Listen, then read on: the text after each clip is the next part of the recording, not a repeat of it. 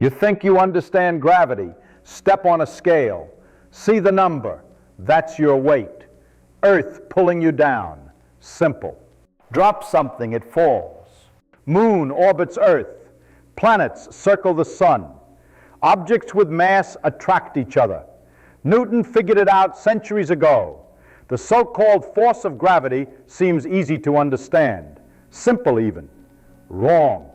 Not a little bit wrong. Fundamentally wrong about what's actually happening.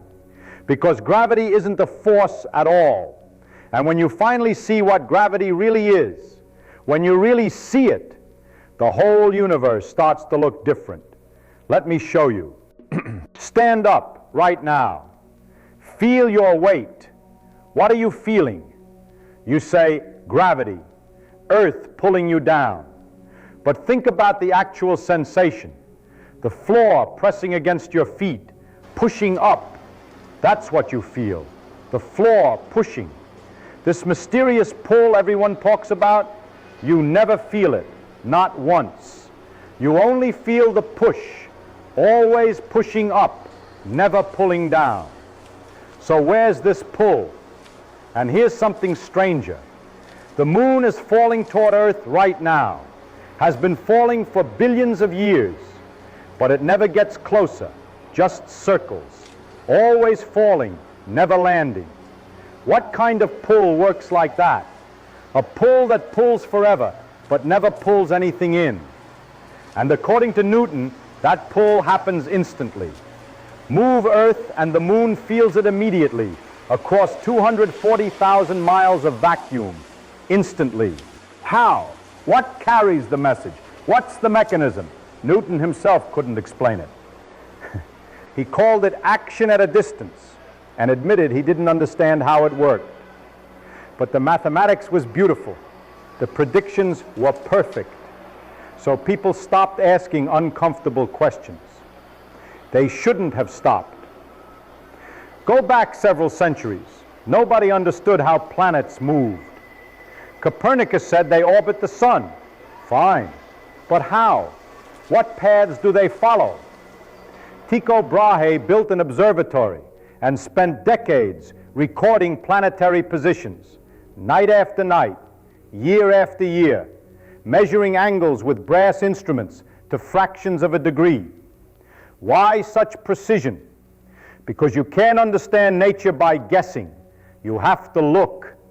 Measure carefully. Write down exactly what you see. That's where real science begins. His data reached Johannes Kepler. Kepler wanted to find the shape of planetary orbits. He tried circles. The predictions were close, but Mars was off by 8 arc minutes, 8/60ths of a degree. Most people would shrug that off as measurement error, but Kepler knew Tycho's precision. That man didn't make 8 arc minute errors. So Kepler threw out his theory and started over. After years of work, he found it. Ellipses. Planets move in ellipses, with the sun at one focus. Perfect match to the data. Beautiful. But it raised a bigger question. Why ellipses? Meanwhile, Galileo was doing simple experiments, rolling balls down ramps. Sounds trivial, but watch what happens. Roll a ball down an incline, it speeds up. Let it roll onto a flat surface, it keeps going, doesn't stop immediately. Now imagine you could eliminate all friction. What would happen? The ball would roll forever. Same speed, same direction, forever. This bothered people. Surely motion requires a continuous push. Surely things naturally come to rest. No, that's backwards. Motion is natural. An object moving in a straight line doesn't need explanation. That's the default state. What needs explanation is change. Slowing down, that's friction. Speeding up, that's a push. Changing direction, that's a sideways force. This is inertia, the first law of motion, and it creates a puzzle. Planets should move in straight lines. That's their natural state, but they don't. They curve. Their paths bend continuously toward the sun. Something must be deflecting them every instant. What? Isaac Newton saw it clearly. Planets want to go straight. That's inertia. But they curve. Something changes their motion constantly. He called it gravity. Universal attraction between any two masses. The force depends on mass and distance. More mass means stronger force. Greater distance means weaker force. Specifically, force drops with the square of distance. With this one principle, everything fell into place. Why ellipses? Because planets are falling toward the sun while simultaneously moving sideways. The combination creates elliptical paths. Kepler's laws emerge naturally from Newton's force law combined with inertia. Why does the moon orbit Earth? Same principle. It's falling toward Earth, but moving sideways fast enough to keep missing. It falls around Earth instead of into it. Why does an apple fall? Earth attracts it. Same force, same law, just different scale. Newton did a beautiful calculation. He figured out how much the moon falls every second, how much its path deviates from a straight line. Then he calculated how much objects fall on Earth's surface. The numbers matched perfectly when accounting for distance. Revolutionary. The force pulling an apple is the same force holding the moon in orbit. Heaven and Earth, same physics. With Newton's law, everything made sense. Ocean tides happen because the moon pulls on Earth's water. Earth is round but bulges at the equator because it spins. Comets return on predictable schedules because they follow elliptical orbits. Strange observations found explanations. Jupiter's moon sometimes appeared early, sometimes late. Turned out light takes time to travel. When Earth is farther from Jupiter, light takes longer to reach us. This led to measuring light speed for the first time. Planets wobble slightly because they pull on each other, not just on the sun. From the wobbles in Uranus's orbit, astronomers predicted a new planet, Neptune, and found it exactly where predicted. For 2 centuries, Newton's law of gravity stood as one of the greatest achievements in science. It explained everything anyone could measure, but there was one detail nobody could explain. Drop a hammer and a feather in a vacuum. They hit the ground at the same time, exactly together. The hammer has more mass. So according to Newton, gravity pulls it harder, much harder. But the hammer also has more inertia. It resists acceleration more, much more. These two effects cancel perfectly, not approximately, perfectly. Every object falls at the same rate regardless of mass. Why? Newton's theory requires 2 different properties of mass. Gravitational mass determines how strongly objects attract each other. Inertial mass determines how hard it is to accelerate something. And these 2 properties are always perfectly proportional for every substance ever tested, to incredible precision. But why should the attracting property of mass and the resisting acceleration property be perfectly equal? Newton had no answer, just a remarkable coincidence that made the mathematics work beautifully. Or was it a coincidence? Einstein asked a different question. What if it's not a coincidence? What if that perfect equality is telling us something fundamental about what gravity really is? Here's a thought experiment. You're in a closed room with no windows. You feel your normal weight pressing you to the floor. Are you on Earth, or are you in a rocket in deep space, accelerating upward at 9.8 meters per second squared? Can you tell the difference? Drop something. It falls to the floor in both cases. Throw a ball horizontally, curved path in both cases. Stand on a scale, same reading in both cases. There is no experiment that can distinguish them. This is the equivalence principle. If you truly cannot tell gravity from acceleration, maybe they're the same thing. Maybe what we call sitting still in a gravitational field is actually a form of acceleration. Here's Einstein's revolution. Objects in free fall have no force acting on them. The falling apple, the orbiting moon, satellites circling Earth, astronauts floating in space capsules.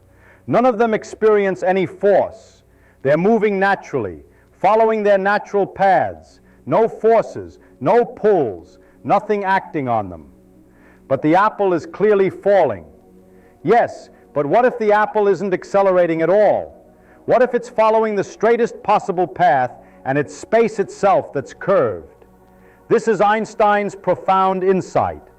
Gravity is not a force between objects. Gravity is the curvature of space and time.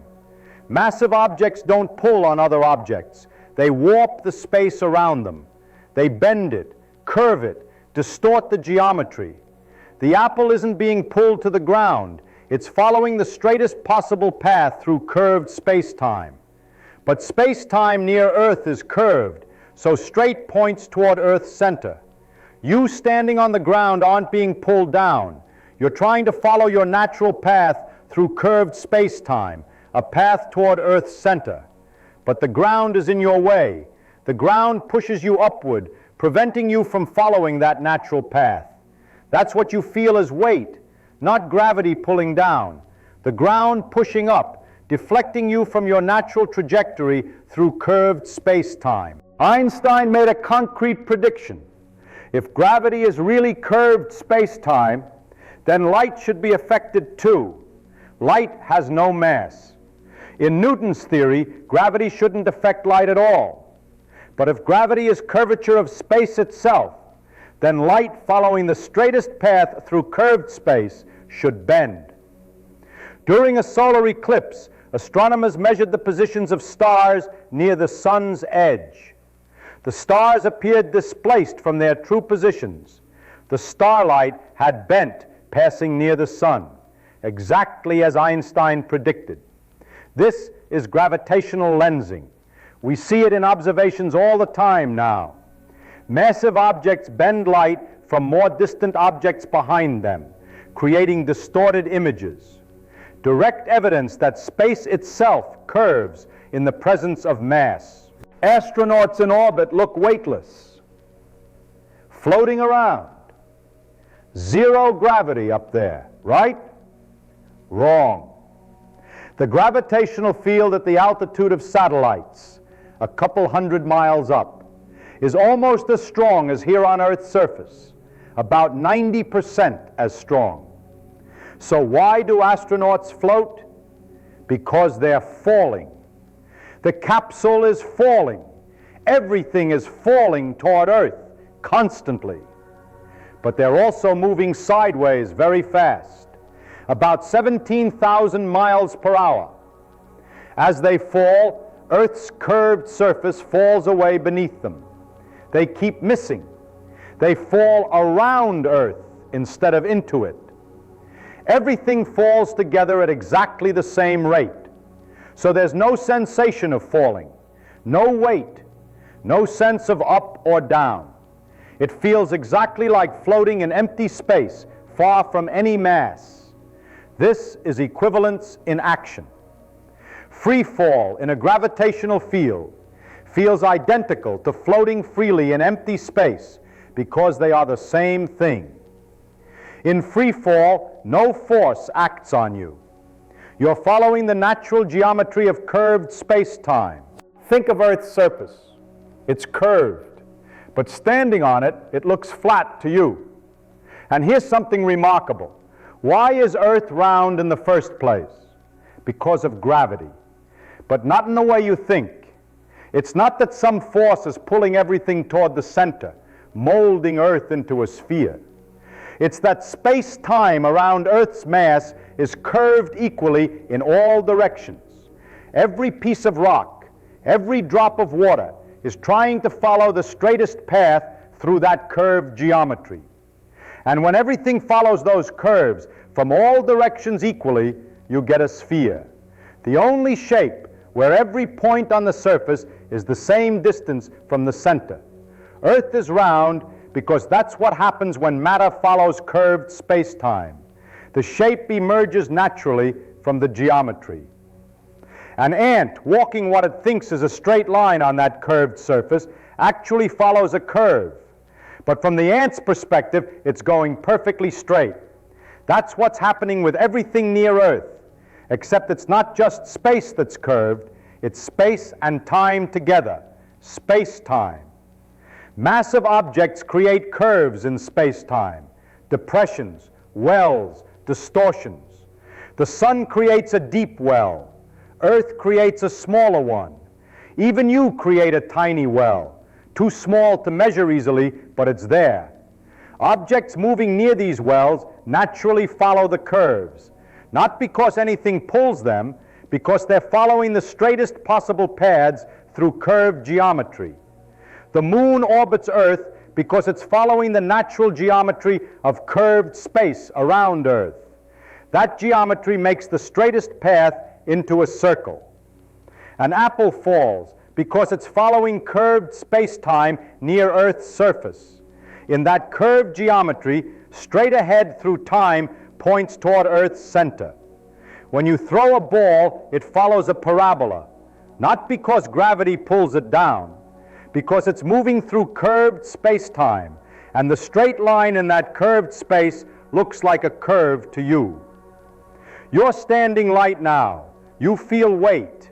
In Newton's picture, gravity pulls you down and the floor pushes you up. Two forces balanced. In Einstein's picture, only one force acts on you, the floor pushing up. But if there's only one force, you should be accelerating, and you are. You're accelerating upward, constantly. The natural path through space-time points toward Earth's center. That's the free fall trajectory. But the floor is in your way. It pushes you upward, deflecting you from that natural path. You're like someone standing in an accelerating rocket. The floor pushes. You feel weight, not from any downward pulling force, from being accelerated away from your natural path. The apple hanging in a tree is also being pushed upward by the branch. When the branch breaks, the pushing stops. The apple is suddenly free to follow its natural path through curved space-time. It falls, but the apple isn't accelerating. The apple is finally free to move naturally. You standing on the ground are being constantly accelerated upward by the floor pressing against your feet. Falling is the natural state. Standing still requires a force. That's Einstein's revolution. Once you understand gravity as geometry, extreme phenomena make sense. A star is essentially a massive ball of gas. Its mass creates a deep well in space-time. The natural paths in that curved space point inward. What prevents collapse? Pressure from nuclear reactions in the core pushing outward. Balance.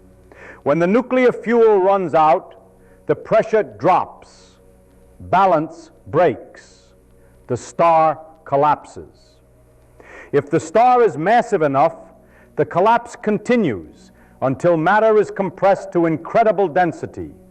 Atomic nuclei merge. Electrons are crushed. What emerges is a neutron star.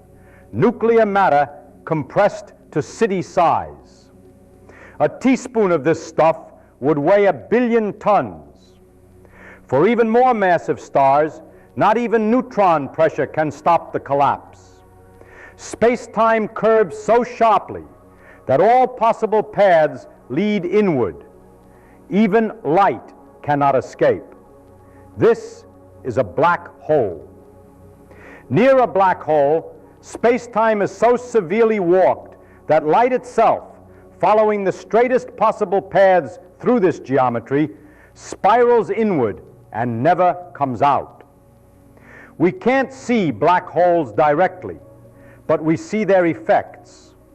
Matter falling toward a black hole speeds up, heats up, radiates enormous energy before disappearing. All from one idea. Mass curves space-time. Objects follow the curves. From this one principle, everything follows. Planetary orbits, tides, the precession of Mercury's perihelion, a tiny effect Newton's theory couldn't explain, but Einstein's predicts perfectly. Gravitational lensing, black holes, Gravitational waves rippling through space when massive objects collide.